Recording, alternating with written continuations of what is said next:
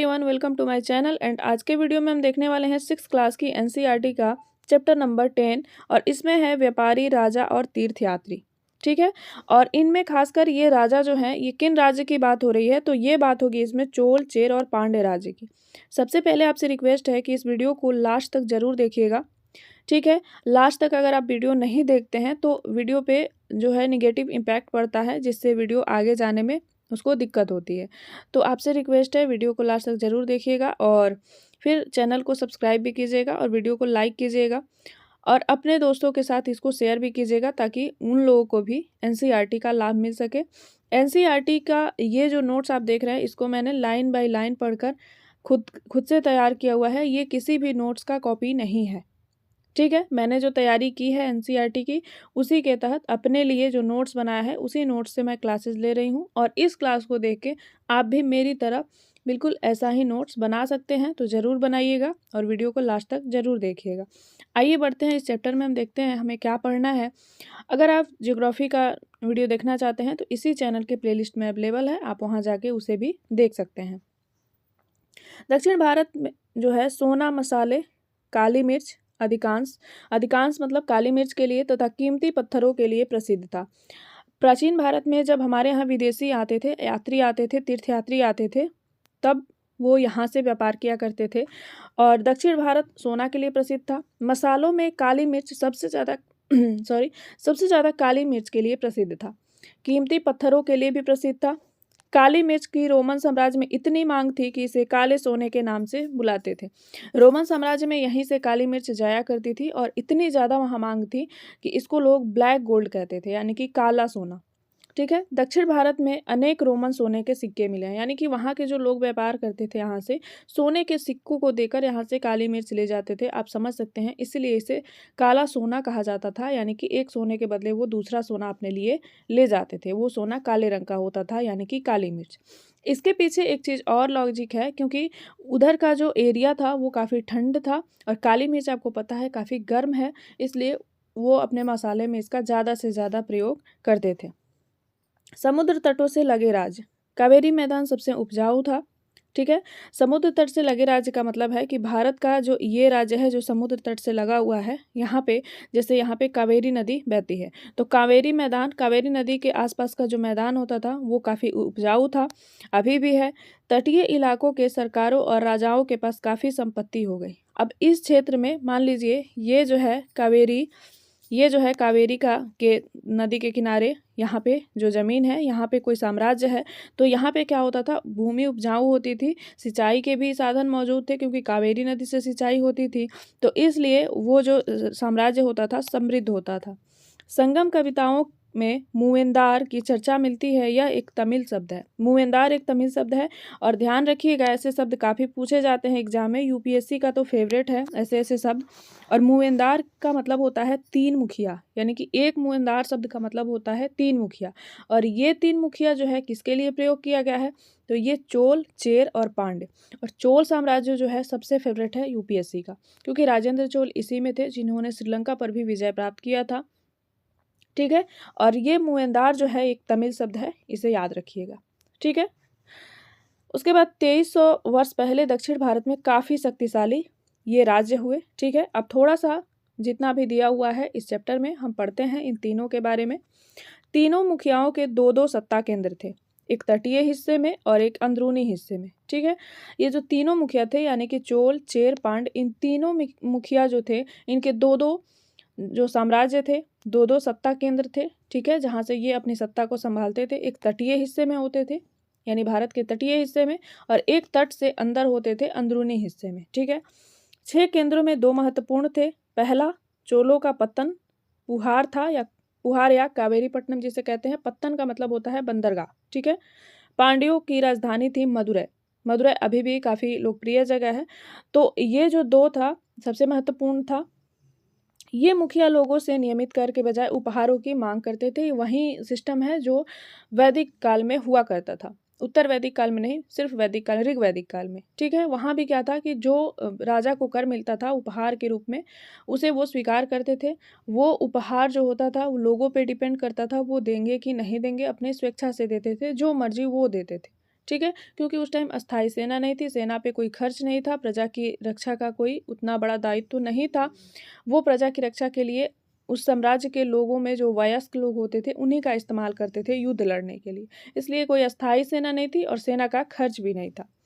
ठीक है, कभी कभी ये सैनिक अभियानों पर निकल पड़ते थे और आसपास के इलाकों में शुल्क वसूलते थे। ठीक है, तो करों की तो मांग नहीं थी, उपहार अपने आप आता था, लेकिन कभी कभी जो सैनिक थे अभियान पर निकलते थे और शुल्क की मांग करते थे।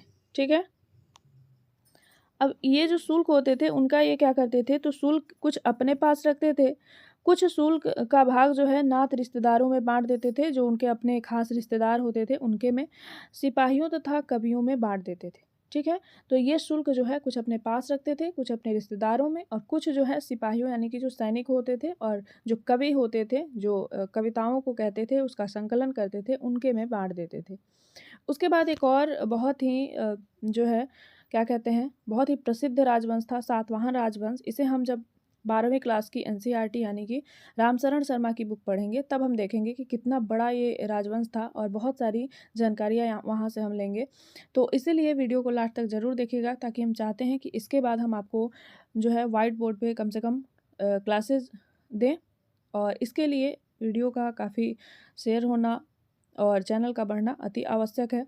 सातवाहन राजवंश के बारे में मुख्य राजा जो थे गौतमी पुत्र श्री सातकर्णी थे, और ये ये जो सातवाहन वंश था ये दक्षिणापथ यानी कि दक्षिण की ओर जाने वाला जो रास्ता था वहीं पे था। ठीक है, श्री सातकर्णी ने पूर्वी पश्चिमी तथा दक्षिणी तटों पर अपनी सेनाएं भेजी। माँ गौतमी बलश्री के अभिलेख से पता चलता है कि सभी सातवाहन शासक दक्षिणापथ के स्वामी कहे जाते थे। ठीक है, इतना ही दिया गया है सातवाहन वंश के बारे में। रेशम मार्ग काफ़ी प्रसिद्ध हुआ करता था उस टाइम। उसके बारे में दिया गया है कि रेशम बनाने की तकनीक का आविष्कार सबसे पहले चीन में 7000 साल पहले हुआ था। ठीक है, चीन से पैदल, घोड़ों पर या ऊँटों पर कुछ लोग दूर दूर जगहों पर जाते थे। जिस रास्ते से वे जाते थे उसे सिल्क रूट के नाम से वो प्रसिद्ध हो गया। ठीक है, और चीन ने काफ़ी टाइम तक इसे छुपा कर रखा, इसे बाहर नहीं जाने दिया अपने देश से। लेकिन जब व्यापार बढ़ा, जब उनकी रिश्तेदारी बढ़ी, तो ये सिल्क का कपड़ा आदान प्रदान होने लगा, जिससे बाकी देशों में भी ये बातें फैल गई कि चीन में सिल्क के कपड़े बनते हैं। चीन के शासक कभी कभी ईरान और पश्चिम एशिया के शासकों को उपहार के तौर पर रेशमी कपड़े भेजते थे। रेशम की जानकारी पश्चिम की ओर फैल गई। जैसा कि अभी हमने कहा, चीन के जो शासक होते थे कभी कभी पश्चिम एशिया के लोगों को, दूसरे देश के यानी ईरान वगैरह को भेजते थे उपहार के तौर पर, वहाँ के राजा को। इसी तरह से ये जानकारी दूसरे देशों में फैल गई। सबसे पहले ये जानकारी पश्चिम की तरफ फैली थी। सिल्क रूट पर नियंत्रण रखने वालों में सबसे प्रसिद्ध कुषाण थे। कुषाण जो शासक थे वो थे सबसे प्रसिद्ध ये सिल्क रूट पर नियंत्रण करने वाले। करीब 2000 वर्ष पहले मध्य एशिया तथा पश्चिमोत्तर भारत पर इनका शासन था, और पेशावर और मथुरा इनके दो मुख्य शक्तिशाली केंद्र थे। तो 2000 साल पहले मध्य एशिया तथा पश्चिमोत्तर भारत पर इनका शासन था। ठीक है, इस महाद्वीप में सबसे पहले सोने के सिक्के जारी करने वाले शासकों में कुषाण थे। तो ये जो महाद्वीप था, एशिया महाद्वीप, यहाँ पे सबसे पहले सोने के सिक्के जो जारी किए वो कुषाण वंश के थे।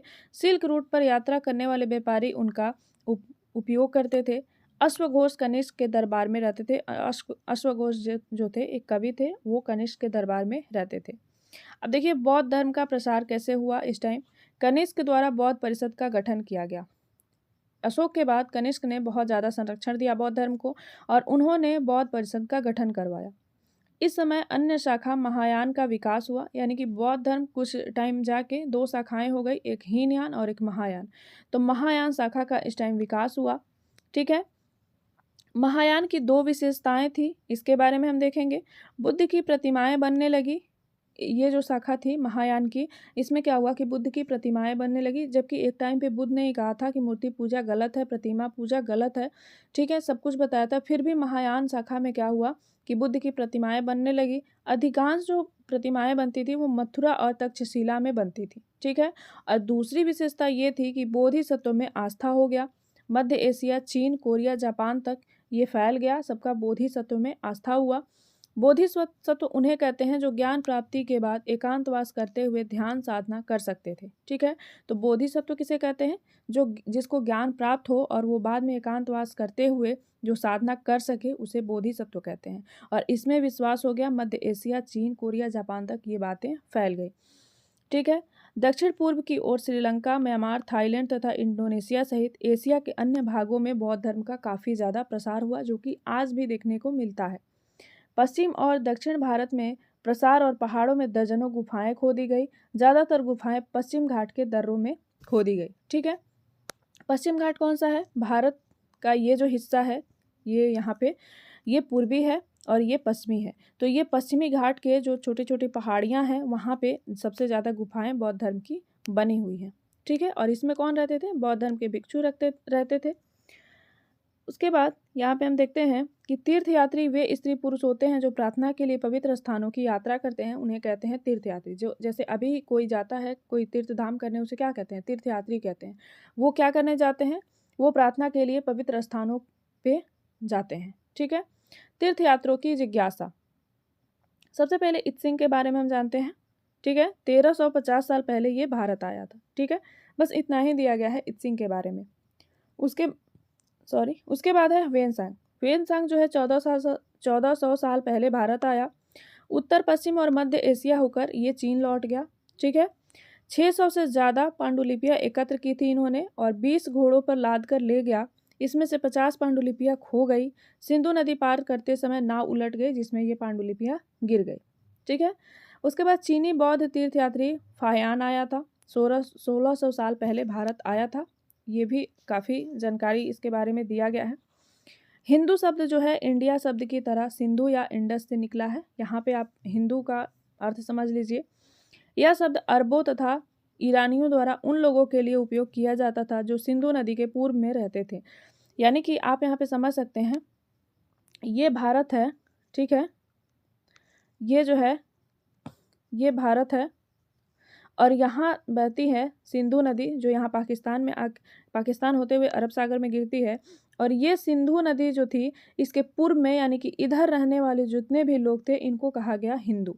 ठीक है, इसको किसने कहा? ईरानियों ने। यही शब्द उनके धार्मिक विश्वास तथा सांस्कृतिक परंपराओं के लिए भी प्रयुक्त होता था। ठीक है, और आज भी हम हिंदू नाम से, जितने भी सनातनी हैं आज भी हिंदू नाम से प्रसिद्ध हो चुके हैं। नालंदा और ह्वेनसांग का विवरण क्या है इसके बारे में हम यहाँ पे देखेंगे। ये लास्ट पेज है। ठीक है, नालंदा सबसे प्रसिद्ध बौद्ध विद्या केंद्र था। ठीक है, और ह्वेनसांग का विवरण कहता है कि शिक्षक योग्यता और बुद्धि में सबसे आगे थे नालंदा विश्वविद्यालय में। ठीक है, बुद्ध के उपदेशों का ईमानदारी से पालन किया करते थे। बुद्ध ने जो भी उपदेश दिया था उसका बहुत ही ईमानदारी से वो पालन करते थे।